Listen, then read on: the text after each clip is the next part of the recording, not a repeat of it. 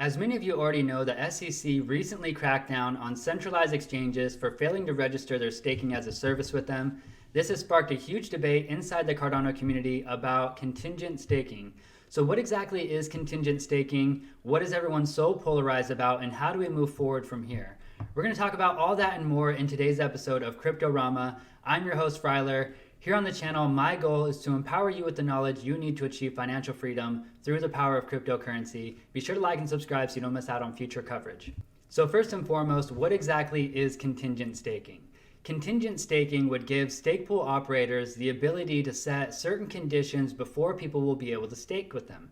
So one of the reasons this has got people so upset is they believe it goes against the entire ethos of Cardano, which is a permissionless system. They don't want the layer 1 to become permissioned, which I can entirely agree with that sentiment.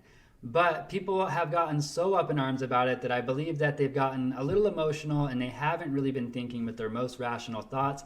And so they've completely ignored certain other parameters that are already in the protocol, which has been Charles Hoskinson's argument from the very beginning. It's been a lot the community versus Charles. That's been the narrative, right? And it's been a lot of people that have a lot of respect within the Cardano community that are making these claims, and it kind of caused Charles to be a little emotional in his response, which has gotten people really up in arms, even more so. We know that we're a little bit prickly here in the Cardano community. So what is the other side of the argument? Well, the other side of the argument is, what if you're an SPO that wants to operate as a business and stay in compliance with the SEC? You should have that option, right? So of course, Cardano holders would have to vote on this. They'd have to vote it in. But that side of the argument is, why shouldn't they be given that option? Well, the contrarians believe that if we allow certain stake pool operators to set parameters, and the one that they're mainly concerned about is KYC, right? People are distrustful of the government. They don't want them sticking their business or their nose in our business. And so they don't want everyone to have to KYC. And so they believe that if certain stake pool operators start offering it, that regulators are going to say, hey, you have the infrastructure in place. We're going to make you use it. That's the slippery slope argument, right? And that's mainly what it seems like these people are concerned about. So Charles' argument to that, and he went live on Twitter today to discuss this with everyone. So good on Charles. We really appreciate you taking the time. So his side of that argument is that, how are you going to allow the government to come in and control how you vote with your ADA? You're going to have to vote on the governance as an ADA holder.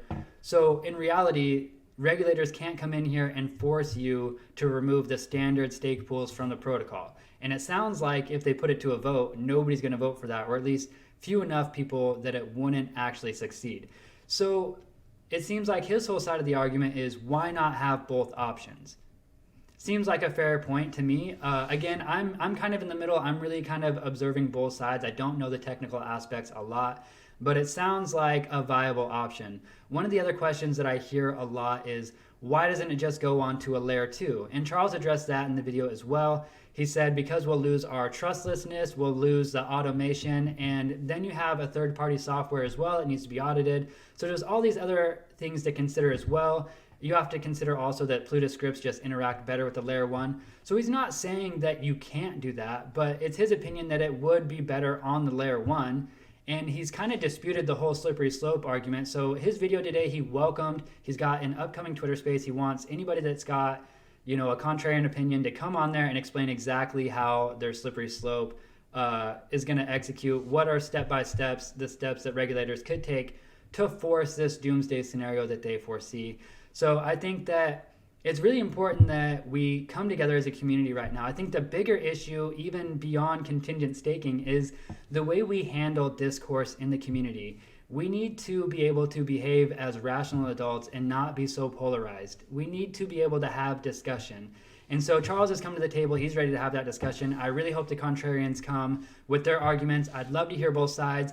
I'd love to hear what you guys think down in the comments as well. Again, I know this is a hugely polarized issue, so be courteous, be kind to each other, but let's have a discussion. Let's move forward. We've got Voltaire looming on the horizon. How are we all going to behave when we're in charge of actually governing Cardano? Are we going to all devolve into a bunch of crying babies because we don't see eye to eye? Or are we actually going to have civil discourse and trust the process and vote? Thank you guys for staying tuned. I really appreciate it. Be sure to like and subscribe to the channel so you don't miss out on future coverage, and we'll catch you in the next video.